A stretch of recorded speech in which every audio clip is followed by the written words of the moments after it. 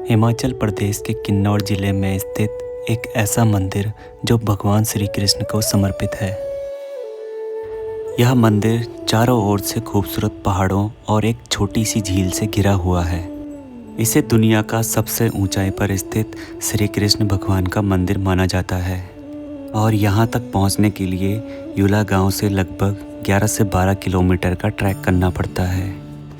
हमारे इस सफ़र की शुरुआत होती है शिमला से, जहाँ से हमें टापरी तक सफ़र करना था। शिमला से टापरी तक के लिए प्राइवेट बस, सरकारी बसें और प्राइवेट कैब मिल जाते हैं। और हमारी इस सफ़र की शुरुआत होती है प्राइवेट बस से, जो हर सुबह 7 बजे शिमला से कीलोंग के लिए निकलती है। शिमला से टापरी की डिस्टेंस करीब 180 से 190 किलोमीटर है, जिसको पूरा करने में करीब 8 से 9 घंटे लग जाते हैं। इस सफ़र के बीच में हमें किन्नौर गेट देखने को मिला, जहाँ पर लोगों की बहुत ज़्यादा भीड़ रहती है।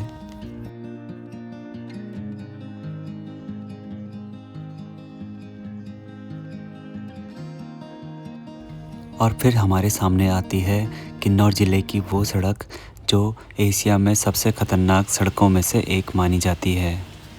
यह सड़क पहाड़ों को बीच से काटकर बनाई गई है, जो शिमला और किन्नौर को कनेक्ट करती है। इन खूबसूरत पहाड़ी रास्तों में बस में सफ़र करने का एक अलग ही मज़ा है।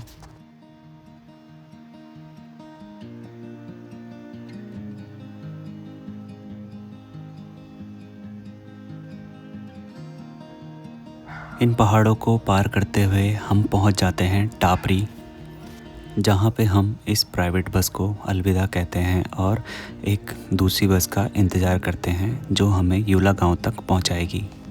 और कुछ देर इंतज़ार करने के बाद शाम को 5 बजे हमें वो बस मिल गई। यह बस हर शाम को टापरी से यूला गांव तक सफ़र करती है, जिसमें वो 2-3 बार अप डाउन करती है। हम भी अपने सफ़र को जारी रखते हैं, जो कि टापरी से यूला गांव तक होने वाली होती है। टापरी से यूला गांव तक की दूरी करीब 12 किलोमीटर है, जिसको पूरा करने में 40 से 45 मिनट लग जाते हैं।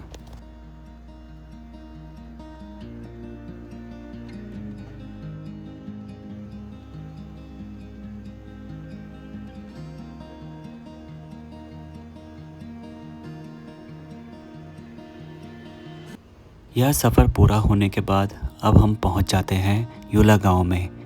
रोडवेज बस हमें यहाँ पर स्टॉप पर छोड़कर दोबारा टापरी की ओर निकल जाती है। यूला गांव में सड़क बहुत पतली है, इसलिए यहाँ पर बस हमें 500 मीटर पहले ही एक स्टॉप पर छोड़ देती है, जहाँ से यूला गांव के अपने होम स्टे या होटल्स तक पैदल यात्रा करनी पड़ती है। और इस पैदल यात्रा के दौरान हमें एक खूबसूरत सा झरना दिखाई देता है।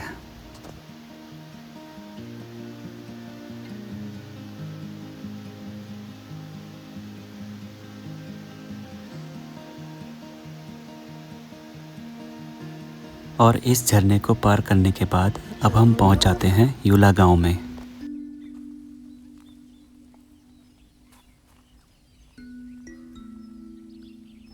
एक खूबसूरत पहाड़ी के ऊपर बसा यह गांव सेब के बगीचों, यहाँ के हरी भरी घाटियों और यूला कांडा ट्रैक के लिए बहुत फेमस है। इसी जगह से यूला कांडा का ट्रैक स्टार्ट होता है, जो कि करीब 11 से 12 किलोमीटर का एक तरफ का रास्ता है।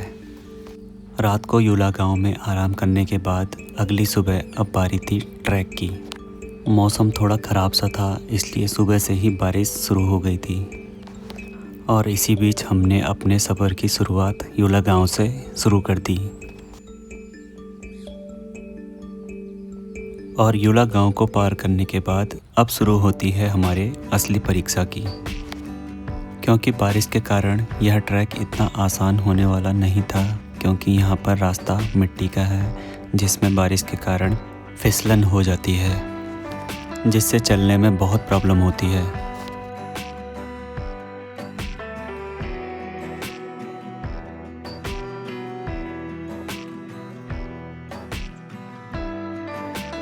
ट्रैक की शुरुआत होती है तिरछे रास्ते से, जिस पर चलने में ज़्यादा दिक्कत नहीं हो रही थी।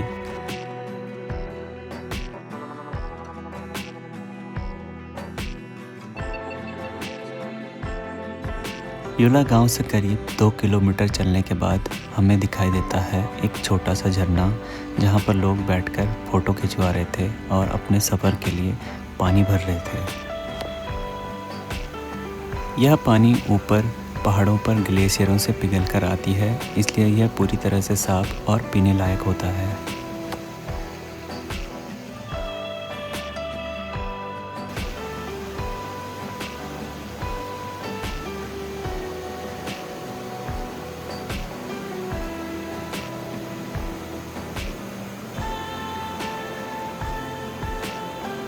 झरने को पार करने के बाद अब हम पहुंच जाते हैं एक ऐसी जगह पर जहां पर लोगों ने रात को टेंट लगाए हुए होते हैं और यहां पर कोई भी अपना पर्सनल टेंट लगा सकता है।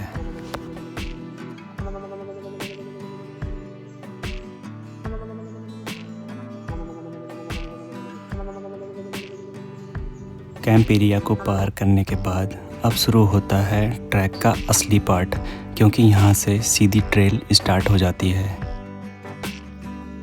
इस ट्रैक पर कोहरा दिखना एक आम बात है, क्योंकि यहाँ पर ज़्यादातर बारिश होती रहती है, इसलिए यहाँ पर कोहरा ज़्यादातर लगा ही होता है। और करीब 8 किलोमीटर चलने के बाद हम पहुँच जाते हैं इस ट्रैक के बेस कैंप तक, जहाँ पर इस ट्रैक का एक सुंदर सा गेट बना हुआ है। यहाँ से मंदिर तक कोई भी कैंप अवेलेबल नहीं होती है, इसलिए ये आखिरी स्टॉप है जहाँ पर आपको कैंप लगाने को या कैंप रेंट पर मिल जाएंगे।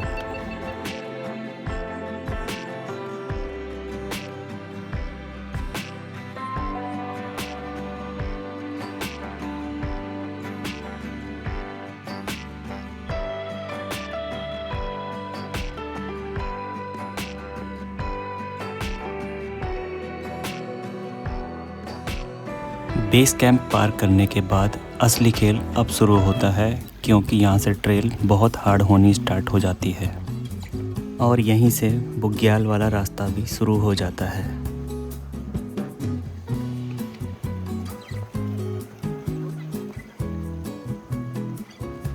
इस ट्रैक पर किसी भी टाइप का कोई भी रजिस्ट्रेशन नहीं होता है, इसलिए अगर आप इस ट्रैक को करने का प्लान कर रहे हैं तो यहाँ पर ज़्यादा रिस्क न लें और ट्रैक सुबह 8 बजे से शाम को 6 बजे के बीच में ही करें।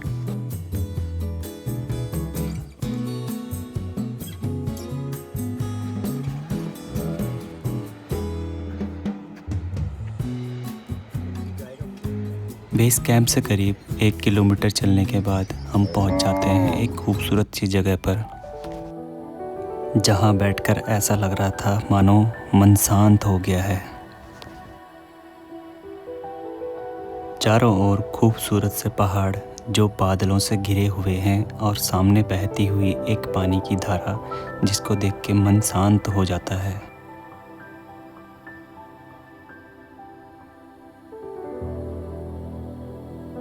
यह पानी की धारा इस ट्रैक पे स्थित एक खूबसूरत झील से निकलती है, जो ट्रैक को और भी खूबसूरत बनाती है। भगवान के पास पहुंचना इतना आसान नहीं है, लेकिन अगर आपको उनका घर देखना है तो आपको थोड़ी बहुत कठिनाइयों का सामना तो करना ही पड़ेगा।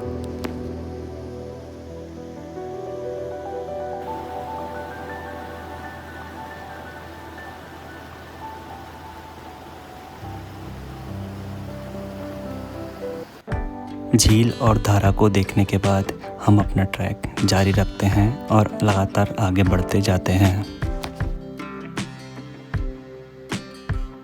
झील को पार करने के बाद ट्रेल एकदम सीधी हो जाती है और अब इस पे ट्रैक करने में और भी कठिनाई का सामना करना पड़ता है और बारिश के कारण रास्ते में लगातार फिसलन हो जाती है, जिससे ये ट्रैक और भी चैलेंजिंग हो जाता है।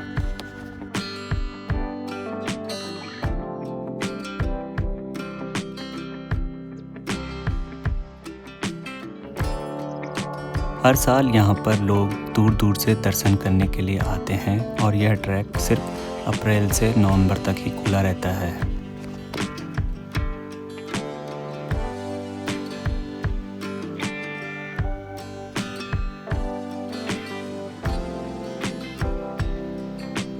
जैसे जैसे हम मंदिर के नज़दीक पहुंचने लगते हैं वैसे वैसे दिल की धड़कनें और तेज़ बढ़ती जाती हैं, क्योंकि श्री कृष्ण भगवान के दर्शन जल्दी ही करने को मिलेंगे।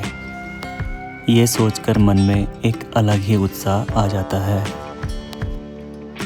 और फाइनली 12 किलोमीटर ट्रैक करने के बाद हम पहुंच जाते हैं यूलाकांडा मंदिर के पास।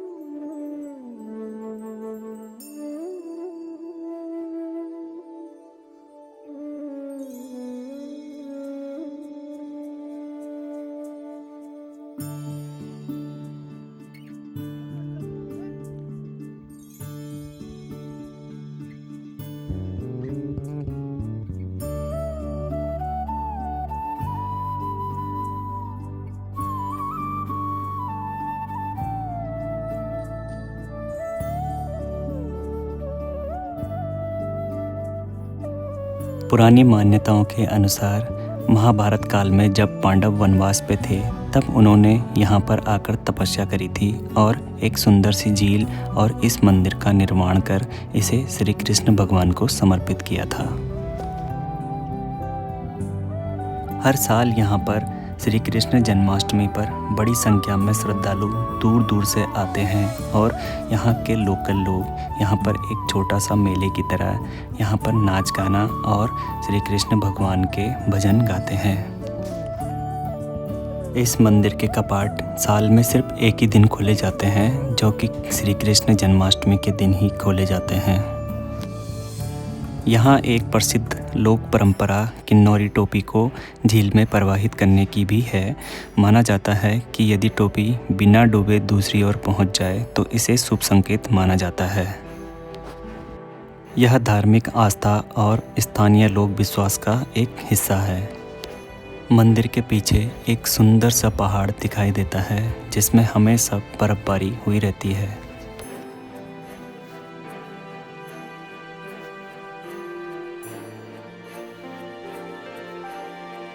तो ये थी कहानी एक ऐसे मंदिर की जो महाभारत काल से जुड़ा हुआ है और श्री कृष्ण भगवान को समर्पित है।